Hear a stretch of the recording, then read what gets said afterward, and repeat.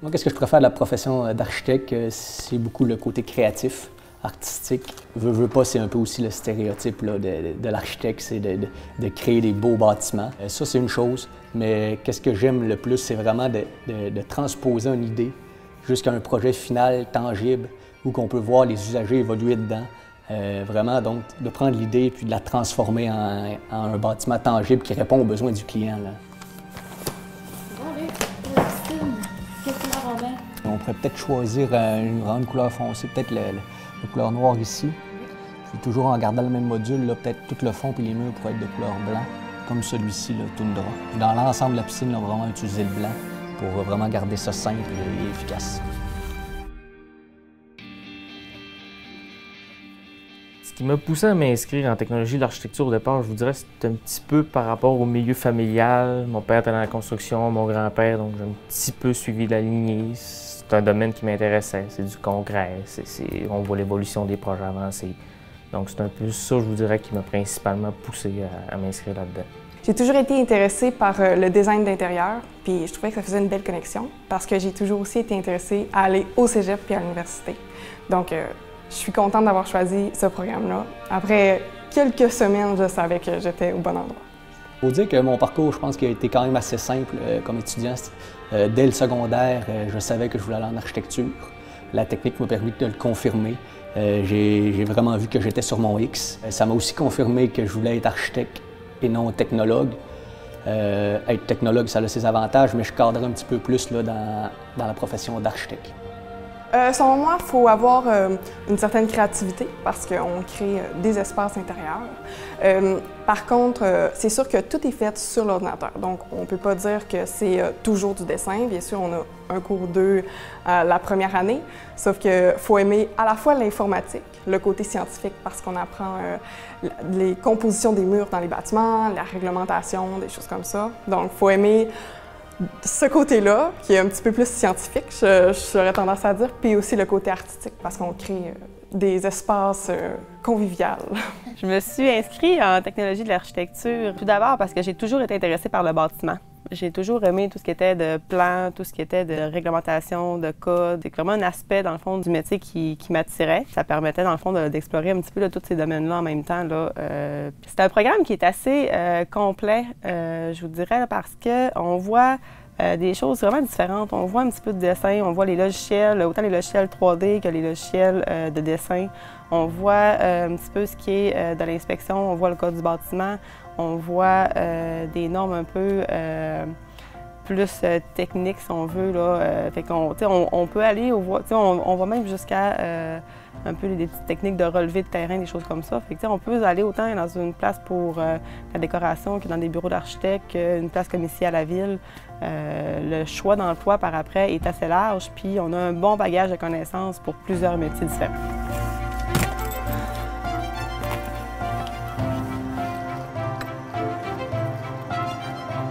Dans le métier que je fais présentement, il y a plein de facettes. C'est vraiment, vraiment très large. Puis on a autant à analyser des plans, puis à les comprendre, qu'à en dessiner à l'occasion dans les programmes d'adaptation. On a besoin de faire des études de code, comme on a appris à l'école, comme on a besoin aussi de faire de l'inspection de terrain plus visuelle, de voir des défectuosités dans des bâtiments, des choses comme ça. Fait que c'est vraiment, dans le fond, là, assez global de ce que j'ai vu là, dans ma technique, là, je vous dirais, pendant mes 3 ans. J'avais ces 2 châssis-là qui étaient pas des normes, j'ai été obligé de les changer. Oui, ça c'était au châssis de la chambre, c'est ça? Oui. Parfait. Ils sont pas bien, j'allais prendre une photo. Dans le travail quotidien d'un architecte, toujours un travail d'équipe entre architectes, technologues, dessinateurs. Puis c'est vraiment d'établir un bon contact de confiance avec le technologue pour que lui puisse se sentir aussi en confiance, puis qu'on puisse faire cheminer le projet le plus rapidement possible, puis le plus rigoureusement possible. Puis en ayant passé par la technologie de l'architecture, ça m'a vraiment permis de comprendre le rôle d'un technicien dans l'équipe d'un bureau d'architecte. Les qualités que ça prend quelqu'un qui est assez rigoureux, quelqu'un qui n'a pas peur de relancer les gens, puis toujours être au devant pour s'assurer de parer les éventuels problèmes ou des choses qui pourraient arriver. C'est quelqu'un qui, c'est pas drôle à dire, mais c'est quelqu'un pas pessimiste, négatif, mais c'est quelqu'un qu'il faut toujours qu'il voit le pire de la chose, puis si ça se passe bien, tant mieux, puis si ça se passe mal, bien, il l'avait prévu. Plusieurs de mes collègues viennent du cégep de Chicoutimi, puis ont des bonnes connaissances techniques, réglementaires. Donc, une fois rendus sur le marché du travail, bien, il reste qu'à évoluer puis à essayer de s'améliorer. Parce que, comme dans tout domaine, il faut suivre la parade. Maintenant que je suis sur le marché du travail, effectivement, c'est un atout de savoir comment élaborer des plans. Mais moi, principalement, je travaille beaucoup avec des plans qui sont déjà faits. On sort les quantités, l'estimation de tout ça, les surfaces, puis pour estimer le projet de construction. Si je fais un peu un parallèle avec le marché du travail, au cégep de Chicoutimi, il y a vraiment un esprit d'équipe, un esprit de collaboration entre les élèves, entre les professeurs qui s'établit rapidement. Puis ça, c'est vraiment important dans le domaine de l'architecture parce que dans tous les projets, on travaille en équipe. J'aurais tendance à dire qu'on est une technique, on est une cohorte, on est environ 30, ce qui fait qu'on se connaît toutes, on est proches, on a une belle chimie. Quand c'est des travaux d'équipe, c'est plaisant pour ça. Ensuite, les professeurs sont toujours là pour nous quand on a une question. Si on veut aller plus loin, si on veut pousser, ils vont être là pour nous répondre.